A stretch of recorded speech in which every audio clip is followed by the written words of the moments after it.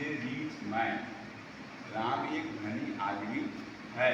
तो धनी मैन के बारे में विशेषता, राम के बारे में विशेषता बता रहा है रीच, इसलिए हमने रीच के नीचे लाइन खींच दिया और ये अंडरलाइन हो गया। यानी इससे पता चल जाता है कि रीच ही हमारा एडजेक्टिव है। दूसरा सेंटेंस है गोपी इज ए पुअर मैन। ठीक उसी सेंटेंस के अनुसार है, पहले वाले सेंटेंस के अनुसार है, भले ही अर्थ में अपोजिट है, एक धनी है तो एक गरीब है। यानी गोपी जो है गरीब आदमी है, यानी यह भी पुअर जो है आपकी गोपी की विशेषता ही बता रहा है, इसलिए पुअर ही एडजेक्टिव होगा। और इसलिए हमने इसके नीचे रेखा खींच दिया है, रेखांकित कर दिया है, अंडरलाइन कर दिया है, यानी यही एडजेक्टिव होगा। तीसरा सेंटेंस है ही वॉज रेडी, वह तैयार था, वह तैयार था, यानी वह की विशेषता कि भाई वो तैयार क्या था, तैयार, रेडी था, तो रेडी ही एडजेक्टिव हुआ, इसलिए इसके नीचे अंडरलाइन किया हुआ। अगला सेंटेंस है शी वाज वेरी हैप्पी, वह बहुत खुश थी, वह बहुत खुश थी, तो वह क्या थी भाई, खुश थी, हैप्पी थी। हैप्पी उसकी विशेषता को बता रहा है, यानी यही विशेषण है, यही एडजेक्टिव है, इसलिए इसके नीचे अंडरलाइन कर दिया। अगला sentence the king was kind, राजा दयालु था। क्या था राजा भाई, तो दयालु था, यानी राजा की विशेषता क्या बता रहा है, काइंड, यानी काइंड ही आपका एडजेक्टिव हुआ, इसलिए काइंड के नीचे रेखा खींच दिया गया, यानी अंडरलाइन कर दिया गया, ये बता दिया गया कि काइंड ही इस सेंटेंस में एडजेक्टिव है। अगला सेंटेंस है व्हाई आर यू सैड, आप दुखी क्यों हैं, तो आपकी विशेषता बता रहा है कि आप दुखी हैं कि सुखी हैं, तो यहाँ दुखी की बात हो रही है, सैड की बात हो रही है, तो यही विशेषता है इस सेंटेंस का, यही एडजेक्टिव है इस सेंटेंस का, यही एडजेक्टिव है, यही डिस्क्राइबिंग वर्ड है, ये हमें बता रहा है कि भाई आप दुखी हैं, इसलिए सैड के नीचे हमने रेखा खींच दिया, अंडरलाइन कर दिया, विशेषता की पहचान।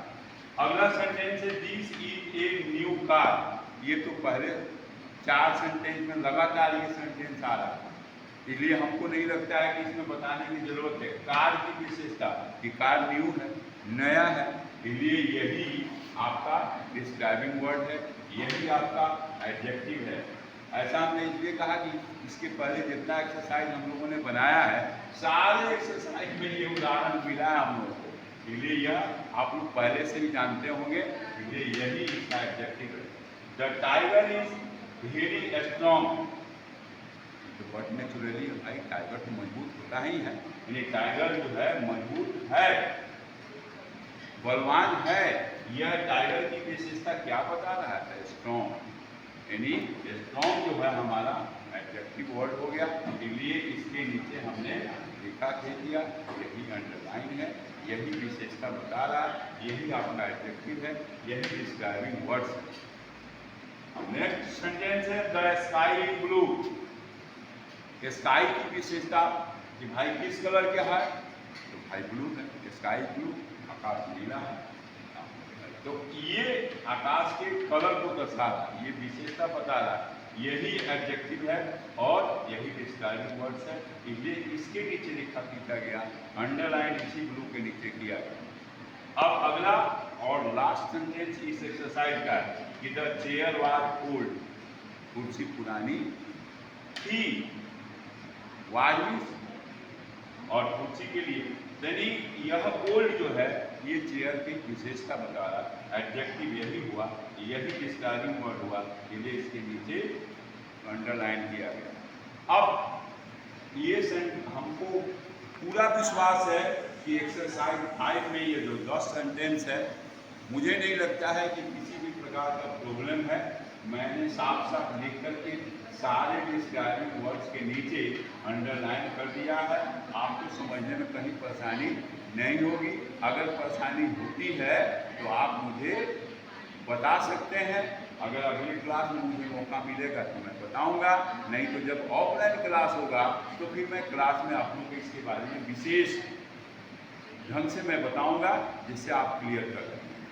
अब अगला सेंटेंस, अगला एक्सरसाइज हम लोग का 6 है। 6 एक्सरसाइज में ध्यान से देखिए, साफ लिखा हुआ है fill in the blanks with adjective, यानी आपको एडजेक्टिव वर्ड को चुनना है, कौन सा वर्ड यहाँ सूट करता है, उसी के अनुसार हमको यहाँ फिल करना, भरना है। तो उसके लिए भी हमको राहत दी गई है इस सेंटेंस में। एक तो पहले उसके बारे में बता दिया गया है, और कौन सा एडजेक्टिव भरना है यहाँ दो का तुलना कर दिया गया है। हमको कलेक्ट कर लेना है, सूट कर लेना है, कौन सा एडजेक्टिव वहाँ सूट कर रहा है, वही एडजेक्टिव उनको वहाँ फिल कर लेना है। तो आइए हम सेंटेंस को शुरू करते हैं। दिस इज ए बैट, यह एक बैट है, बल्ला है, और it is a birthday gift. अरे वाह, यह बल्ला बर्थडे गिफ्ट मिला है। यानी गिफ्ट में जब कोई सामान कोई आदमी किसी को देता है तो नया ही चीज देता है, बट नेचुरली ये नया देगा, नया मतलब न्यू देगा। तो यहाँ हमारे लिए आसान हो गया चुनना कि भाई द बैट इज।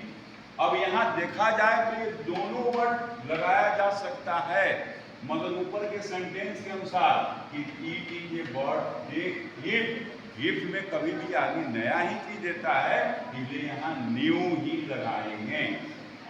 ओल्ड भी गलत नहीं होगा, मगर अकॉर्डिंग दिस सेंटेंस यहाँ न्यू सूट करता है, इसलिए हम यहाँ न्यू को सेलेक्ट करेंगे, न्यू को चूज करेंगे, और यहाँ हमने न्यू फिल कर दिया। अगला सेंटेंस ठीक इसी प्रकार से है।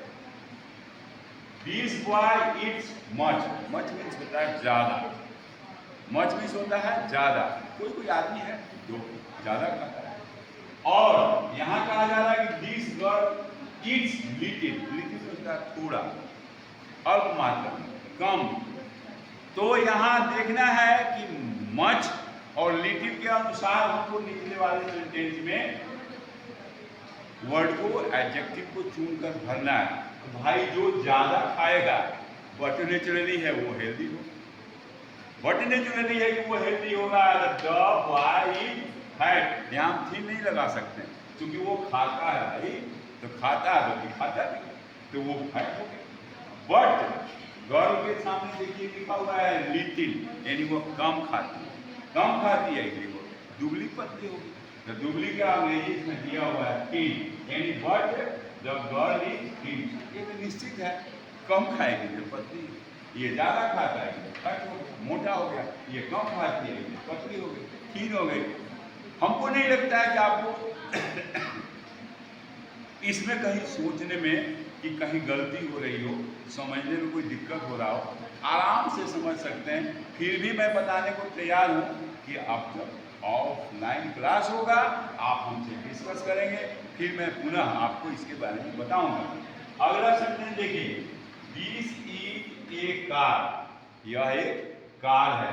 दैट इज ए स्कूटर, वह एक स्कूटर है। अब यहाँ तुलना किया गया है बिग और स्मॉल का, तो आप भी जानते हैं स्कूटर और कार में क्या अंतर है। तो भाई कार क्या है, बड़ी है, बड़ा है, और वो क्या है, स्कूटर वो छोटा है। तो कार के लिए क्या लगा, द कार इज बिग, बड़ा होने के कारण इसके बिग लगाया गया, और स्कूटर छोटा है इसलिए उसके लिए स्मॉल लगाया गया। और ये दोनों चीज दिया हुआ है, आपको सेलेक्ट करना है। तो सेलेक्ट करने के पहले सोचना होगा कि किसके पहले क्या लग सकता है। हम चाहें तो स्कूटर के सामने भी बिग लिखें तो वो भी वो एडजेक्टिव ही है, मगर तुलनात्मक है। एक कार है और एक स्कूटर है, तो कार बड़ा होने के कारण उसी के साथ बिग और स्कूटर के सामने स्मॉल का प्रयोग हम लोगों ने किया है। आपको भी करना होगा। और ये जब भी हम इसको फिल करें तो सेंटेंस जो ऊपर वाला दिया हुआ है उसको पढ़ें, कैलकुलेट करें, मन में विचार करें, और तब सही शब्दों का चुनाव करें। क्योंकि यहाँ शब्द भी दिया है और दोनों ही शब्द एडजेक्टिव है, तो हमको चुनना है कि कौन सा एडजेक्टिव वहाँ सूट करता है, कौन वहाँ अच्छा होगा, कौन सही रिजल्ट देगा, कौन सही अर्थ देगा, इसलिए उसी को हमको वहाँ भरना होगा। अगला sentence, this is a mango tree.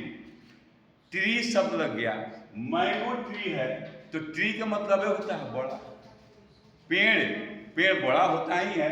और that is a rose plant, plant शब्द आ गया, रोज तो छोटा होगा, यानी दोनों की तुलना किया जाए तो मैंगो ट्री बड़ा होगा और ये रोज प्लांट क्या होगा, छोटा होगा। तो यहाँ हमको एडजेक्टिव चुनना और भी आसान हो गया कि बड़ा के सामने बड़ा, छोटा के सामने छोटा, और यहाँ दिया भी गया है हमारे लिए स्मॉल और बिग, यानी एक छोटा है और एक बड़ा है, तो हमारा चुनना हुआ आसान हो गया कि भाई ये ट्री है मतलब यह बड़ा है इसलिए यहाँ बिग लगेगा, और यह प्लांट है यह छोटा है इसलिए यहाँ स्मॉल होगा।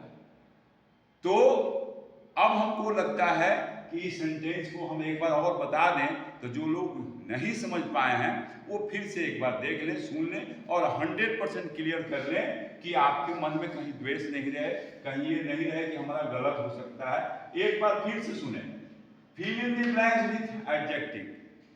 हालांकि किताब में दिया है सूटेबल एडजेक्टिव भी हो सकता है कि भाई जो सूट करता हो, जो वहां सही लगता हो, उन्हीं वर्ड को चुनकर भरना है। तो इस भरने के पहले एक सेंटेंस भी दिया है आपके हेल्प के लिए, वो सेंटेंस आपको बता देगा, सेंटेंस खुद बता देगा कि आपको क्या यहाँ भरना चाहिए। जैसे यहाँ मिला हुआ है दिस इज ए बैग, यह एक बल्ला है, और it is a birthday gift. हाँ, बर्थडे में कोई पुराना चीज तो मिलता नहीं है, बट नेचुरली है कि बर्थडे में हर कोई नया से नया गिफ्ट प्रेजेंट करता है।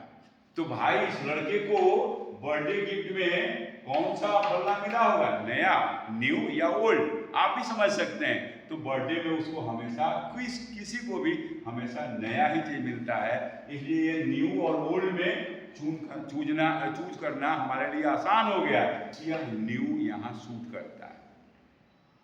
तो द बैग इज न्यू, हालांकि दोनों एडजेक्टिव है, दोनों एडजेक्टिव है, मगर हमने न्यू का सिलेक्शन इसलिए किया कि वह गिफ्ट है, तो गिफ्ट में नया मिलता है इसलिए हमने न्यू लगाया। अगला सेंटेंस भी आसान है और बिल्कुल आसान है, यहां भी दो वर्ड ऊपर भी दिया हुआ है और दो वर्ड चुनना है कौन सा वर्ड इसके साथ सूट करता है। तो the boy Yeats much, much means ज्यादा, एक लड़का है यानी यह लड़का जो है खाता है, ज्यादा खाता है, वही ज्यादा खाएगा तो देह दिखाएगा, मैंने मोटा होगा।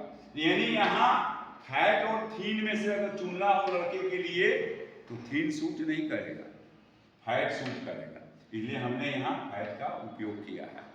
The boy is fat but, लेकिन द गर्ल इज लिटिल, लड़की कम खाती है, थोड़ा खाती है, अल्प खाती है। तो अल्प के लिए, छोटा के लिए, कम के लिए खाने के बाद निश्चित है कि कम खाएगी तो दुबली होगी, पतली होगी, और यहाँ पतली का अंग्रेजी थीन है, यानी बट द गर्ल इज थीन, लड़की पतली है, भाई कम खाएगी तो पतली होगी, और ये ज्यादा खाएगी तो मोटा होगा ही। इसलिए यहाँ फैट और थीन चुनना आपके लिए आसान हो गया, जो कौन सा शब्द, कौन सा एडजेक्टिव किस सेंटेंस के लिए सूट करता है आपके लिए आसान हो गया पहले वाले सेंटेंस को देखने के बाद। Another sentence, here is this is A car, यह एक कार है, and that is A scooter, वह एक स्कूटर। यहां भी हम देख रहे हैं बिग और स्मॉल ही दिया हुआ है ब्रैकेट में एडजेक्टिव में, तो यहां भी चुनना हमारे लिए आसान हो गया,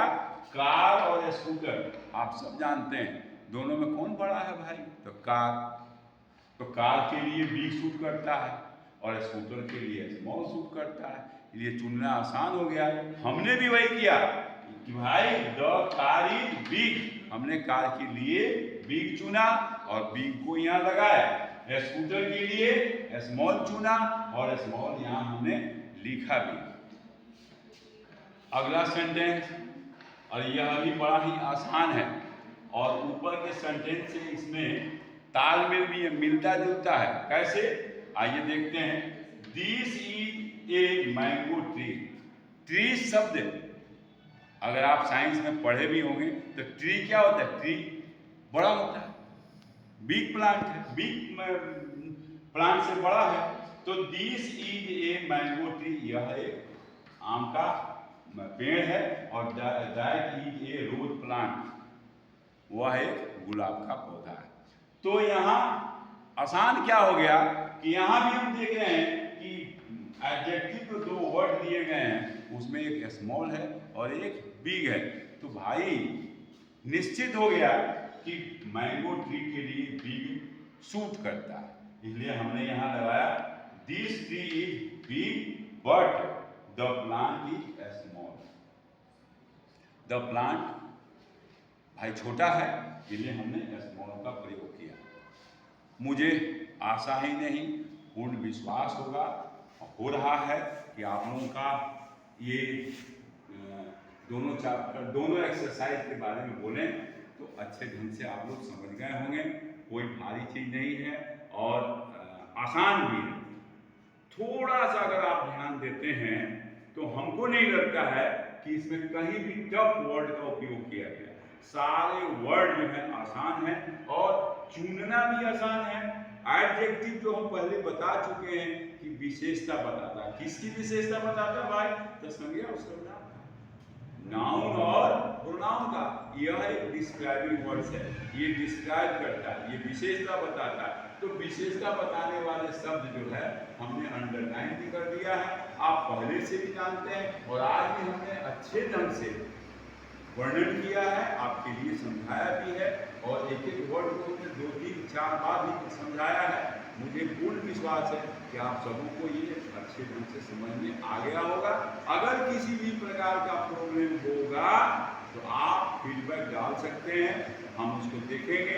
अगर हमें समझ में आ गया तो अगला चैप्टर, जब अगला एक्सरसाइज मैं पढ़ाऊँगा तो पढ़ाने से पहले मैं इस टूटी वाले शब्दों को आपको पुनः समझाऊँगा। अगर वैसा नहीं हुआ तो जब हम ऑनलाइन के बदले ऑफलाइन जब क्लास करेंगे तो क्लास में मैं पुनः बताऊँगा ही। इसलिए मुझे आशा है कि आप सबको समझ में आ गया होगा। बस मुझे आज इजाज़त दीजिए, इतना ही से आपका क्लास समाप्त हुआ। That's all.